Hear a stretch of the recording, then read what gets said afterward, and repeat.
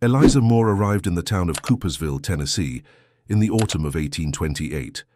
She came alone, a widow in her early 40s, with a modest inheritance from her late husband and a story that tugged at the heartstrings of the God-fearing community.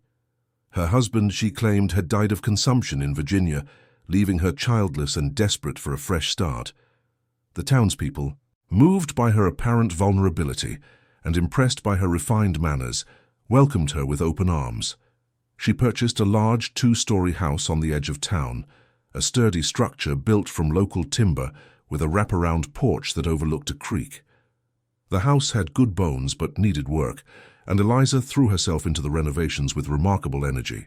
She hired local carpenters and laborers, paying them fairly and treating them with such kindness that word spread quickly about the generous widow who had come to make Coopersville her home. Within 6 months, Eliza had transformed the house into a respectable boarding establishment. She advertised in newspapers across eastern Tennessee, offering clean rooms, home-cooked meals, and Christian fellowship at reasonable rates. Her target clientele were traveling merchants, land surveyors, and itinerant preachers who needed temporary lodging as they conducted business throughout the region. The location was ideal, situated along a main road that connected several growing settlements in the Cumberland Plateau. The boarding house opened in the spring of 1829, and Eliza proved to be an exceptional hostess. She rose before dawn to prepare elaborate breakfasts, kept the rooms spotlessly clean, and engaged her guests in pleasant conversation during evening meals. She attended church every Sunday at the Methodist Chapel, never missing a service, and volunteered to help with community events. The local pastor, Reverend William Thompson, spoke highly of her Christian character and charitable nature. Her first guests were ordinary travelers who stayed a night or two before moving on. They left satisfied, some even returning on subsequent trips through the area. Eliza cultivated a reputation for hospitality that extended beyond mere business. She would listen to the troubles of lonely travelers, offer advice with maternal warmth, and create an atmosphere of comfort that made her boarding house feel like a home away from home. But beneath this carefully constructed facade, something dark was stirring. Eliza had learned long ago that people revealed their secrets to those they trusted, and she had perfected the art of becoming trustworthy.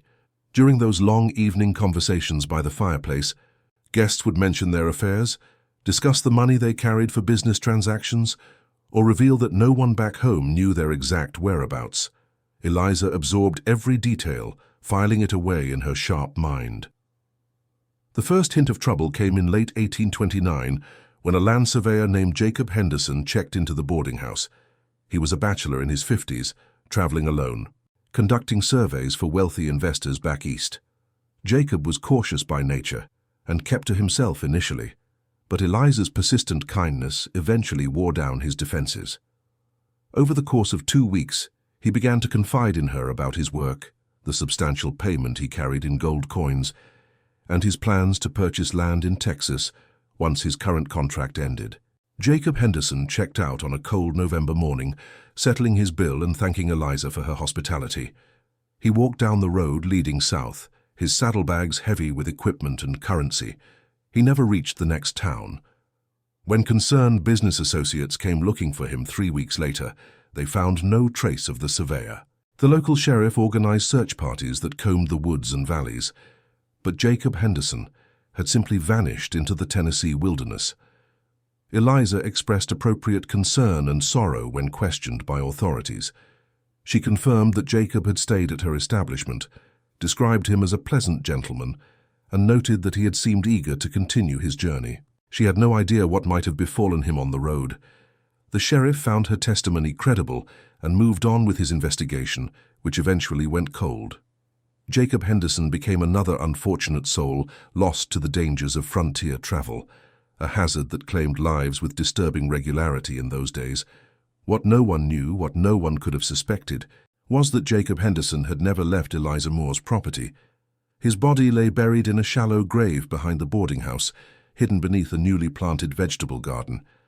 And in a locked drawer in Eliza's bedroom rested a leather pouch containing 43 gold coins, a silver pocket watch, and a surveyor's compass engraved with Henderson's initials. The winter of 1829 passed quietly in Coopersville. Snow blanketed the Cumberland Mountains, and travel slowed to a trickle.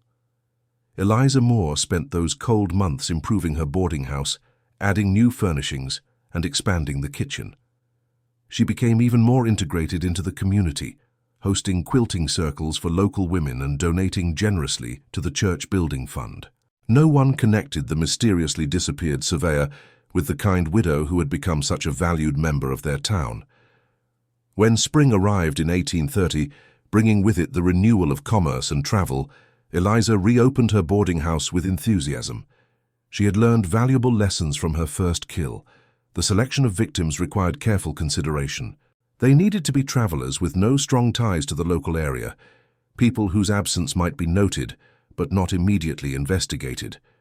They needed to be individuals who carried wealth but traveled alone, without companions who might ask uncomfortable questions. Her second victim arrived in April. His name was Thomas Whitfield, her cotton broker from Nashville, traveling to inspect crops in the eastern counties. Thomas was a widower in his late 40s, portly and jovial, with a booming laugh that filled the boarding house dining room. He planned to stay for several days while conducting his business in the surrounding area. Eliza took note of his expensive clothing, the gold watch chain draped across his vest, and the leather satchel he kept close at hand. Thomas proved to be a talkative guest, perhaps too talkative after a few glasses of the whiskey Eliza generously provided after dinner. He spoke freely about his business dealings, the substantial sums of money he handled, and the loneliness he felt since his wife's death 2 years prior. Eliza listened with practiced sympathy, refilling his glass, encouraging his confidences. By the third evening, Thomas was calling her a dear friend and hinting that he might consider relocating to Coopersville if he could find the right incentive. On the fourth night of his stay, Eliza prepared a special dinner. She had purchased a roast from the butcher and baked fresh bread that filled the house with an enticing aroma. Thomas ate heartily, complimenting every dish, unaware that his wine had been laced with a powerful sedative derived from crushed seeds Eliza had carefully harvested and prepared. The substance was tasteless and worked gradually, creating drowsiness that seemed natural after a large meal and several drinks. Thomas excused himself around 9 o'clock, complaining of unexpected fatigue. He climbed the stairs to his room, settled into bed, and drifted into unconsciousness. Eliza waited in the kitchen, listening to the old house settle into nighttime silence. When she was certain no other sounds disturbed the darkness, she climbed the stairs herself, carrying a pillow and a kitchen knife concealed beneath her shawl. She entered Thomas's room without knocking. The cotton broker lay sprawled across the bed, snoring softly, completely vulnerable. Eliza stood for a moment, observing him with cold calculation. Then she moved closer, placed the pillow over his face, and pressed down with steady, determined force. Thomas struggled briefly, his sedated body offering weak resistance, his hands grasping feebly at her arms. But the drugs had done their work too well. Within minutes, his movements ceased entirely. Eliza remained beside the body for over an hour, sitting in a chair she had pulled close to the bed. She studied Thomas's face in the moonlight filtering through the window, noting how death had smoothed the worry lines from his forehead. There was something profoundly intimate about these moments, something that stirred feelings she had never experienced during her marriage or in any other aspect of her life. The absolute power she held over another human being in their final moments created a sensation that was almost intoxicating. When she finally rose, Eliza worked with methodical efficiency. She searched Thomas's belongings, finding nearly $200 in cash, various business documents and items of personal value. She stripped the bed, rolled the body in the sheets, and with considerable effort dragged it down the back stairs to the cellar. The grave she had prepared earlier that day waited in the earthen floor, hidden behind stacks of preserves and stored goods. By dawn, Thomas Whitfield rested beneath 6 feet of Tennessee soil, and Eliza had cleaned every trace of evidence from his room. When other guests inquired about the cotton broker at breakfast, Eliza explained that he had departed very early to catch a riverboat. Throughout the summer and fall of 1830, Eliza Moore refined her deadly craft. She developed a system that minimized risk while maximizing profit. The boarding house became a carefully orchestrated trap, with Eliza playing the role of the perfect hostess while constantly evaluating potential victims. Not every guest qualified for her special attention. She targeted only those who met specific criteria: solitary travelers, individuals carrying substantial wealth, people whose schedules were vague enough that a disappearance might not raise immediate alarms. Her third victim was a Presbyterian minister named Reverend Samuel Curtis, an itinerant preacher traveling through Tennessee to establish new congregations in remote settlements. Samuel was a thin, ascetic man in his 60s, devoted to his calling and carrying donations collected from established churches back east. The money was intended to build a chapel in a mountain community, a noble cause that would never see fruition. Reverend Curtis stayed at the boarding house for nearly 2 weeks, using it as a base while he preached in surrounding areas. Eliza attended his sermons, praised his devotion, and engaged him in lengthy theological discussions. She learned that he traveled alone by choice, believing that solitude brought him closer to God. He confided that he carried over $300 in church donations, money he guarded carefully but kept in his room rather than depositing it in a bank. The Reverend's murder required special care. Eliza could not risk the scandal of a man of God dying under suspicious circumstances in her establishment.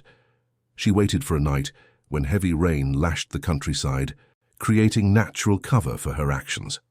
The sedative went into his evening tea, delivered to his room as a gesture of hospitality. When Reverend Curtis succumbed to the drug-induced sleep, Eliza entered his room and ended his life with the same cold efficiency she had employed before. But disposing of the Reverend's body presented unique challenges. His disappearance would be noted. Questions would be asked, and his connection to the church meant that inquiries would be more persistent. Eliza solved this problem with calculated deception. She packed the Reverend's belongings as if he had checked out normally, forged a note indicating he had been called urgently to a distant settlement, and arranged his possessions to suggest a hasty but planned departure. When church officials eventually came searching weeks later, they found a plausible narrative of a dedicated minister answering an emergency call and possibly meeting misfortune on the dangerous frontier roads. The Reverend's body joined the others in the expanding cemetery behind Eliza's boarding house. She had become adept at the physical labor of grave digging, developing the strength and technique necessary for this grim task. The vegetable garden continued to flourish above the burial ground, the enriched soil producing abundant crops that Eliza proudly served to her unsuspecting guests. As autumn arrived, bringing cooler temperatures and changing leaves to the Tennessee mountains, Eliza's confidence grew. She had murdered 3 men without arousing serious suspicion, accumulated significant wealth, and maintained her reputation as a respectable widow and businesswoman. The Methodist Church elected her to organize their annual harvest. Social, local merchants extended her credit based on her perceived financial stability, and neighbors frequently sought her advice on various matters. Her 4th victim arrived in October, a young lawyer named Benjamin Foster, traveling from Knoxville to establish a practice in a growing settlement further west. Benjamin was perhaps 30 years old, handsome and ambitious, carrying law books and a stake of money his family had provided to help him start his new venture.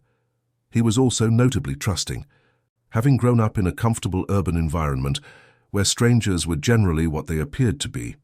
Benjamin stayed at the boarding house for 5 days, initially planning to rest before continuing his journey.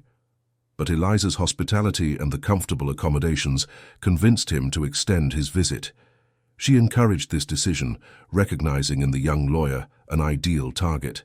He had money, traveled alone, and possessed the kind of naive optimism that made him vulnerable to manipulation. On Benjamin's final evening, Eliza prepared an elaborate dinner, just the 2 of them, as other guests had departed earlier that day. She plied him with wine and conversation, learning details about his family, his plans, and the fact that he had written home informing his parents he would not arrive at his destination for at least another 2 weeks due to delayed travel. That information sealed his fate.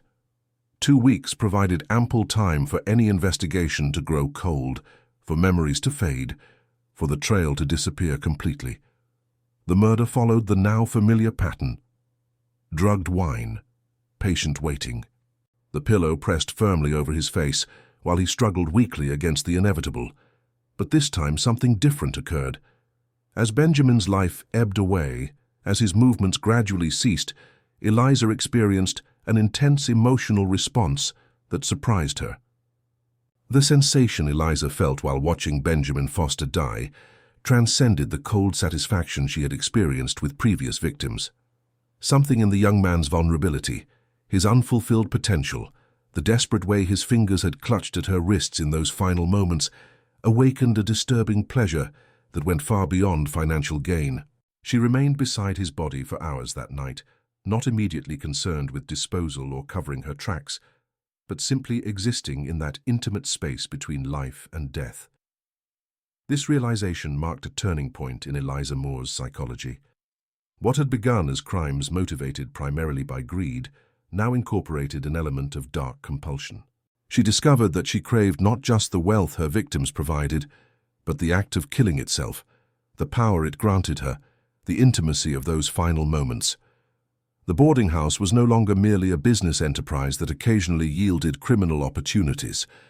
It had become a hunting ground, and Eliza had developed an appetite that money alone could not satisfy. The winter of 1830 brought fewer travelers, but Eliza used this quiet period to expand her operation. She purchased additional property adjacent to her boarding house, ostensibly to create a larger garden and possibly add additional structures. In reality, she needed more space for burials. The original cemetery behind the main house had reached capacity with 4 bodies, and Eliza planned for a long and profitable future. She also refined her selection process and methods. Experience had taught her valuable lessons. Victims needed to be chosen more carefully, based not just on wealth and isolation, but also on personality traits that made them susceptible to her manipulations. The sedative dosages required fine-tuning to ensure unconsciousness without causing visible symptoms that might alert other guests. The disposal process needed to be faster and more efficient, minimizing the time between death and burial. In early 1831, Coopersville experienced a period of unusual growth. New families arrived to farm the fertile valleys, merchants opened shops along the main street, and a mill was constructed on the creek that ran through town. This expansion brought increased traffic through Eliza's boarding house. Business thrived, and with it came more opportunities for murder. Her 5th victim was a land agent named Charles Pemberton, representing wealthy investors from Pennsylvania, interested in purchasing large tracts of Tennessee wilderness. Charles was a meticulous man in his early 50s, organized and cautious, keeping detailed records of his transactions and correspondence. He carried both cash for immediate purchases and bank drafts for larger deals, making him exceptionally valuable as a target. Charles stayed at the boarding house for 3 weeks, conducting his business in the area while maintaining the establishment as his base of operations. Eliza observed his routines carefully, noting his habits and vulnerabilities. He was a widower like herself, lonely despite his professional success and hungry for companionship. Eliza provided that companionship, engaging him in long evening conversations, sharing carefully edited stories about her own life, creating a bond of trust and affection. What made Charles particularly interesting was his growing romantic interest in Eliza. He began to hint at possibilities beyond their current relationship, suggesting that a partnership between them might prove beneficial both personally and professionally. He spoke of opportunities in land development, of wealth that could be accumulated by those with vision and courage. Eliza encouraged these conversations while privately calculating the value of everything Charles possessed. The murder occurred on a night when heavy thunderstorms rolled through the mountains, thunder echoing through the valleys and lightning illuminating the dark sky. The weather provided perfect cover for Eliza's activities. Charles died in his sleep, never knowing that the woman he had begun to care for was systematically robbing him of breath and life. Eliza sat beside him through the entire process, whispering to him as consciousness faded, creating a grotesque parody of intimacy. In Charles Pemberton's belongings, Eliza discovered nearly $500 in cash, bank drafts worth thousands more, detailed maps of land parcels, and correspondence that revealed the full scope of his business dealings. The bank drafts presented a challenge, as they could not be easily cashed without raising questions. Eliza solved this problem by forging a letter in which Charles supposedly authorized a trusted associate to handle his affairs due to unexpected illness. She traveled to Nashville herself, dressed in mourning clothes, and successfully negotiated the drafts at a bank where Charles had never been seen in person. The accumulation of wealth was transforming Eliza's life in visible ways. She renovated the boarding house extensively, adding elegant furnishings that impressed guests and elevated her social standing. She invested in local businesses, purchased additional real estate, and became known as one of Coopersville's most prosperous citizens. The Methodist Church benefited from her generous donations, and community leaders sought her input on various civic matters. But beneath the surface of respectability and success, Eliza Moore's psychological state was deteriorating in ways that would eventually prove catastrophic. The spring of 1831 brought a darkness to Eliza Moore that went beyond her murderous activities. She had begun to experience vivid dreams, nightmares where the faces of her victims appeared accusing and tormented. She would wake in the middle of the night, drenched in sweat, convinced she heard footsteps in the hallway or whispers coming from the rooms where her victims had died. These psychological disturbances did not create remorse or guilt, but rather a strange excitement that she found increasingly difficult to control. Her compulsion to kill was evolving into something more frequent and less calculated. Where she had once waited months between murders, carefully selecting victims based on strict criteria, she now felt an almost constant urge to repeat the experience. The intimacy of those final moments, the absolute power she wielded, had become an addiction more powerful than any substance. The money her victims provided was no longer the primary motivation. Eliza killed because she had discovered she enjoyed it. In April, a merchant named George Hutchinson arrived at the boarding house. He was a gregarious man in his 40s, traveling with samples of fine fabrics and household goods. He sold to general stores throughout the region. George was married with 3 children back in Kentucky, facts he mentioned frequently during conversations. He carried a moderate amount of cash, perhaps $70, hardly worth the risk by Eliza's previous standards. But she found herself drawn to him nonetheless, not for profit but for the opportunity he represented. George stayed only 3 nights, conducting his business efficiently and preparing to move on to the next town. On his final evening, Eliza prepared the drugged wine almost automatically, her hands steady with practice. She engaged George in pleasant conversation during dinner, listening to stories about his family, nodding sympathetically when he expressed how much he missed them during these long trips. All the while, she watched him drink, measuring the time until the sedative would take effect. That night, as George lay dying beneath her pillow, Eliza experienced a disturbing revelation. She felt nothing. The intense emotions that had accompanied Benjamin Foster's death, the dark pleasure she had sought to recreate, simply did not materialize.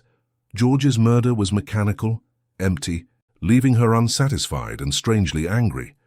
She had killed a man who offered minimal financial gain, whose death would certainly prompt investigation due to his family connections, and she had derived no psychological satisfaction from the act. This failure marked the beginning of Eliza's descent into increasingly reckless behavior. She buried George Hutchinson hastily, without the usual care she took to conceal evidence. When his business associates came searching a week later, they found inconsistencies in Eliza's account of his departure. She claimed George had left early in the morning, headed west, but a stableman in town reported never seeing the merchant's distinctive wagon pass through. The local sheriff, a man named Daniel Wright, made note of these discrepancies, but lacked sufficient evidence to pursue serious investigation. Throughout May and June, Eliza killed 3 more times. Each murder was progressively less careful, motivated by impulse rather than planning. She targeted a traveling preacher, a young farmhand seeking work in the area, and an elderly peddler whose disappearance would likely go unnoticed. The bodies accumulated in the cemetery behind her property, the graves becoming shallower and less concealed. Eliza's behavior in town grew erratic. She became short-tempered with neighbors, made unusual purchases that raised eyebrows, and stopped attending church regularly, claiming illness. The community's perception of Eliza Moore was beginning to shift. Whispers circulated among the townspeople about the number of travelers who had stayed at her boarding house and subsequently vanished. No one wanted to believe that the respectable widow could be involved in anything sinister, but the pattern was becoming impossible to ignore. Several families quietly warned their relatives not to stay at Eliza's establishment when passing through Coopersville. Sheriff Wright began keeping informal records of missing persons cases in the region. Over the past 2 years, at least 8 men had disappeared after being seen in or near Coopersville, and most had been known to stay at Eliza Moore's boarding house. The coincidence troubled him, but building a case against a woman of Eliza's standing required more than suspicion. He needed evidence, witnesses, or ideally a body. In early July, a man named Patrick Sullivan checked into the boarding house. Patrick was an Irish immigrant, rough around the edges but honest, working as a stonemason on various construction projects across Tennessee. He carried his wages in a leather pouch, perhaps $40 earned through hard labor. Patrick was different from Eliza's previous victims in one crucial aspect. He was naturally suspicious and observant, traits developed through years of navigating a society that often treated Irish immigrants with prejudice and distrust. From the moment Patrick arrived, he sensed something wrong about the boarding house. The atmosphere felt oppressive despite Eliza's attempts at hospitality. He noticed how she watched him too intently, how her questions probed for information about his travel plans and whether anyone knew his exact location. Patrick had survived too much to ignore his instincts. He accepted Eliza's hospitality politely, but remained guarded, refusing the wine she offered at dinner and keeping his door locked at night. On his second evening, Patrick woke to sounds in the hallway outside his room. He lay perfectly still, listening as someone tried his door handle slowly and carefully. When the handle would not turn, footsteps retreated down the hall. Patrick rose silently and wedged a chair under the door handle for additional security. Patrick Sullivan's suspicions deepened throughout his 3rd day at the boarding house. He observed Eliza more carefully, noting the way her hands trembled slightly when serving meals, the dark circles under her eyes suggesting sleepless nights, and the forced quality of her cheerful demeanor. Something was profoundly wrong with this woman, and Patrick's survival instinct screamed warnings he could not ignore. That afternoon, while Eliza was occupied in the kitchen, Patrick conducted a quiet exploration of the property. He wandered toward the back of the house, examining the extensive gardens that seemed unusually well maintained for a woman running a boarding house alone. The earth in several areas looked recently disturbed, and a faint, unpleasant odor hung in the air despite the fragrant flowers planted throughout. Patrick was no stranger to death, having worked on enough construction sites where accidents occurred.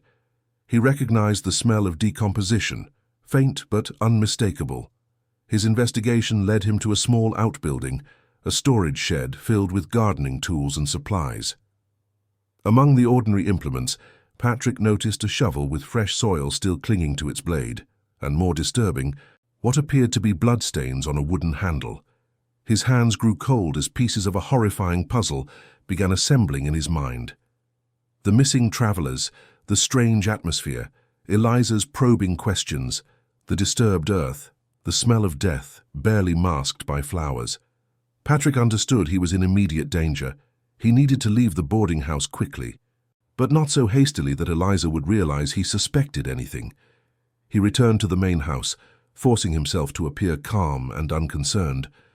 When Eliza asked about his plans for the evening, Patrick mentioned casually that he would be leaving early the next morning for a job in the next county.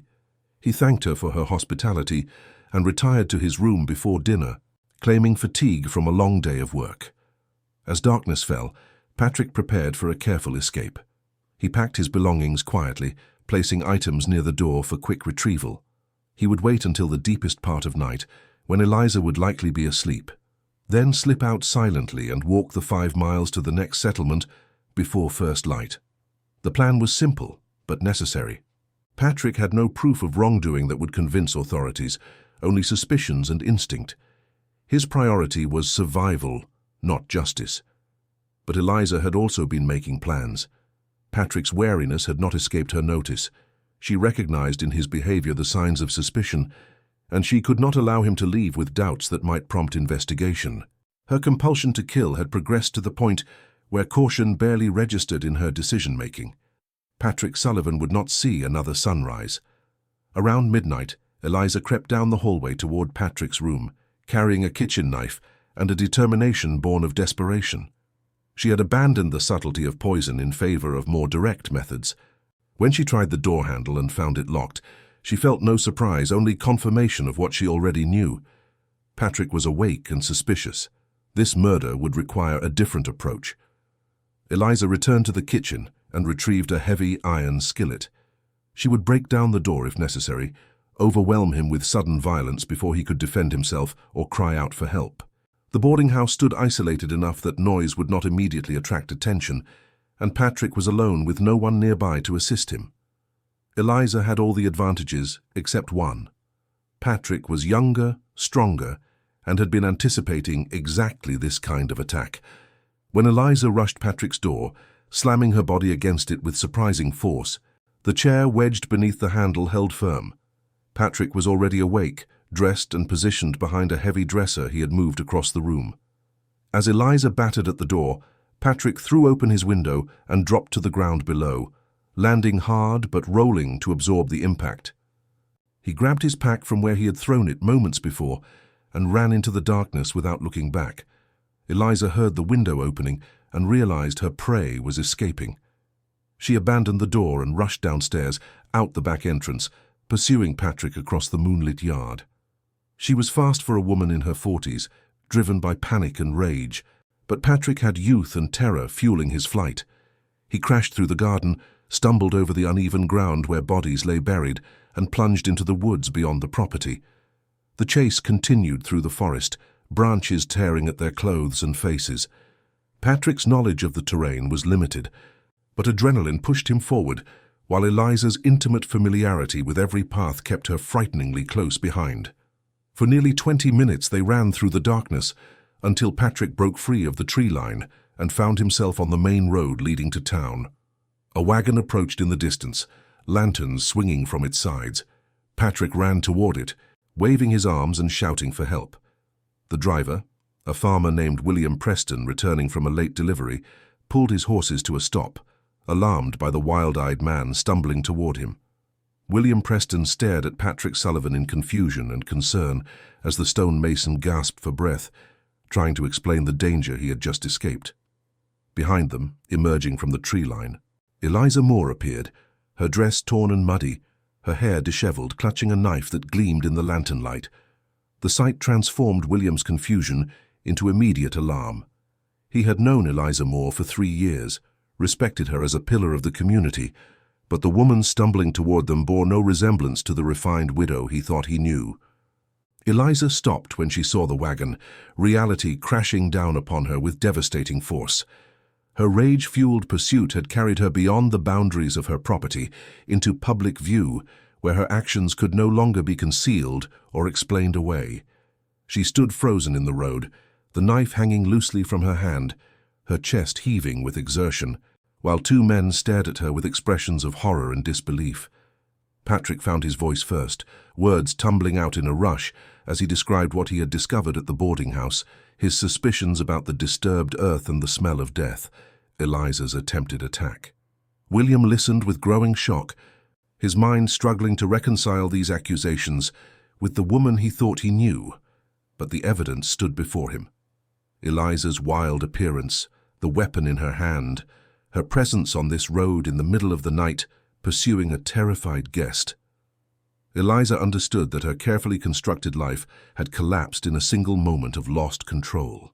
Years of calculated murder, meticulous planning and social manipulation had been undone by impulse and desperation.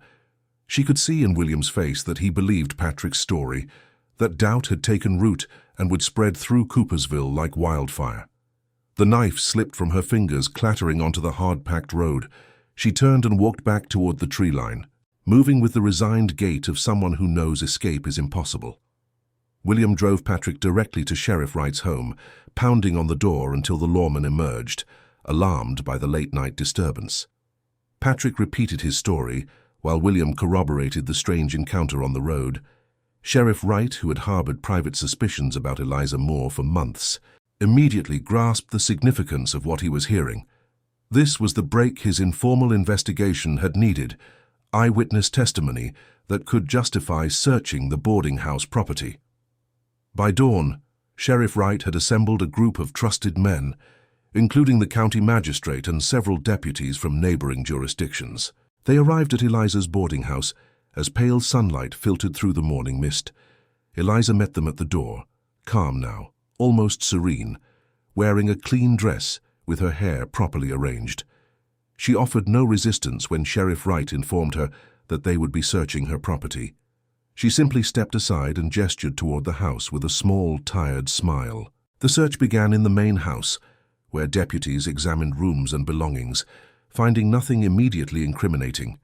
But when they moved to the gardens behind the property, following Patrick's description of the disturbed earth, the true horror of Eliza Moore's crimes began revealing itself. The first grave was discovered within an hour, a shallow depression where the soil had settled unevenly. Deputies began digging and soon uncovered the badly decomposed remains of a man still partially clothed in what had once been fine garments. The discovery sent shockwaves through the search party.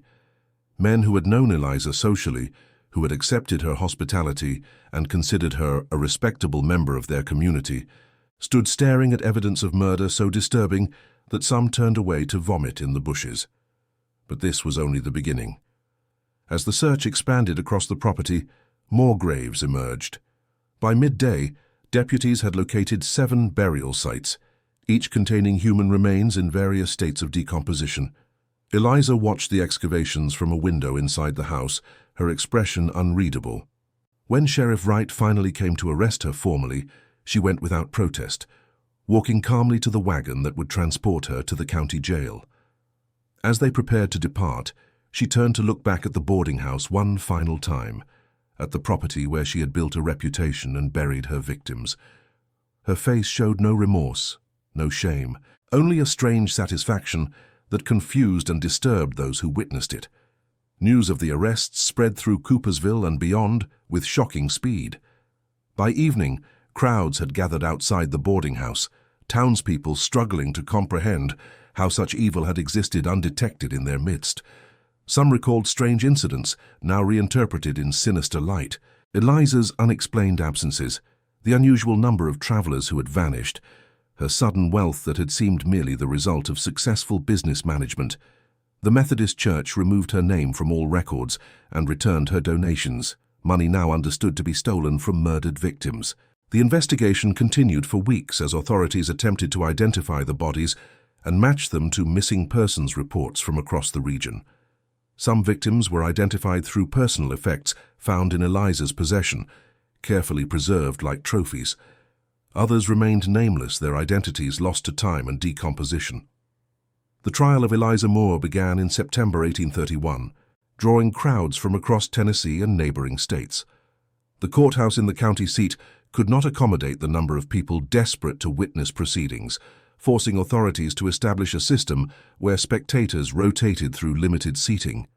Newspapers sent reporters to cover every detail, and their accounts spread horror and fascination throughout the expanding nation. The prosecution presented overwhelming evidence. Deputies testified about the discovery of 7 bodies on Eliza's property, with forensic examination suggesting several more victims might have been buried and later moved or destroyed. Patrick Sullivan described his narrow escape in dramatic testimony that held the courtroom spellbound. William Preston corroborated the encounter on the road, describing Eliza's wild appearance and the knife she had wielded. Most damning were the personal effects found in Eliza's possession: watches, money, documents, and jewelry belonging to men reported missing over the previous 2 years. Families of identified victims attended the trial, their grief and rage palpable in the crowded courtroom. The wife of George Hutchinson wept openly as evidence of her husband's murder was presented. The elderly parents of Benjamin Foster sat stone-faced, trying to comprehend how their ambitious son's life had been stolen by a woman he had trusted. The Presbyterian Church sent representatives to bear witness for Reverend Curtis, whose donations intended for a mountain chapel had instead funded his own murderer's comfortable lifestyle. Eliza's defense attorney, appointed by the court since she could not retain counsel willing to represent her, made feeble attempts to suggest insanity or diminished capacity. He argued that no sane woman could commit such atrocities, that Eliza must have been suffering from some mental affliction that removed her moral responsibility. But this defense collapsed under cross-examination when prosecutors presented witnesses who described Eliza's calculated planning, her methodical approach to selecting victims, and her careful disposal of evidence. These were not the actions of a deranged person, but of someone fully aware of her crimes and determined to avoid consequences. Throughout the trial, Eliza remained eerily composed. She sat quietly at the defense table, sometimes appearing to listen attentively, other times staring into the distance as if the proceedings did not concern her. She showed no emotion when testimony described the suffering of her victims, no reaction when families confronted her with their grief, no remorse when evidence of her guilt mounted beyond any possible doubt. This absence of human feeling disturbed observers more than any display of madness might have. On the fourth day of trial, against her attorney's advice, Eliza requested permission to address the court. The judge, curious despite his better judgment, allowed her to speak. What followed was a chilling monologue that would be quoted in newspapers and discussed in households across America for years to come. Eliza described her crimes without euphemism or excuse, explaining in clinical detail how she had selected victims, administered sedatives, and taken their lives. She spoke of the intimacy she felt during those final moments, the power that intoxicated her more than any wealth she accumulated. The courtroom sat in stunned silence as Eliza's confession continued, her voice steady and eerily calm. She expressed no regret for the lives she had taken, only disappointment that her activities had been discovered before she could, as she put it, perfect her craft. She described sleeping beside some of her victims after death, studying their faces, trying to understand the transformation from life to absence. Her words revealed a psychology so alien and disturbing that several jury members visibly recoiled. The jury deliberated for less than 2 hours before returning a guilty verdict on 7 counts of murder. The judge, his face grave with the weight of what he had witnessed, sentenced Eliza Moore to death by hanging, the execution to be carried out within 30 days according to Tennessee law. Eliza received the sentence without visible reaction, simply nodding slightly as if confirming something she had already known. In the weeks between sentencing and execution, Eliza received numerous visitors to her cell. Ministers attempted to save her soul, offering prayers and scripture that she listened to politely but without engagement. Newspaper reporters sought interviews, which she sometimes granted, providing disturbing insights into her motivations and methods. Physicians interested in the emerging field of mental pathology examined her, trying to understand what defect or deviation had created such a monster. Eliza cooperated with all these visitors, seemingly enjoying the attention her crimes had generated. The execution was scheduled for October 15th, to be carried out at dawn in the courthouse square. Despite the early hour, thousands gathered to witness justice delivered. The gallows had been constructed specifically for this occasion, a grim wooden structure that dominated the square. As the sun began to rise, casting long shadows across the assembled crowd, Eliza Moore was led from the jail to meet her fate. She walked to the gallows without assistance, her bearing dignified despite the chains on her wrists and ankles. When given the opportunity to make a final statement, she declined, instead scanning the crowd with an expression that seemed almost curious. The hood was placed over her head, the noose adjusted around her neck, and at precisely 6 o'clock in the morning, the trap door opened. Eliza Moore fell, and after a brief struggle, hung motionless. The crowd, which had been silent during the final moments, erupted in a mixture of cheers and sobs. The body remained hanging for the prescribed hour, before being cut down and buried in an unmarked grave outside the town cemetery, where her victims had been reinterred with proper Christian services. The boarding house was eventually demolished, the land left vacant for years as no one wanted to build where such evil had flourished. The story of Eliza Moore became a cautionary tale, whispered in parlors and referenced in sermons, a reminder that darkness could hide behind the most respectable facades, and that true evil sometimes wore a welcoming smile. Every family hides secrets, some so dark they should never see the light of day. Here, we open the doors to those shadowed pasts, uncovering hidden crimes, silent pacts, and stories that echo like ghosts through the halls of memory. If you've made it this far, it means you also carry that forbidden curiosity. So don't hesitate. Subscribe to the channel now, turn on the bell, and follow our next revelations.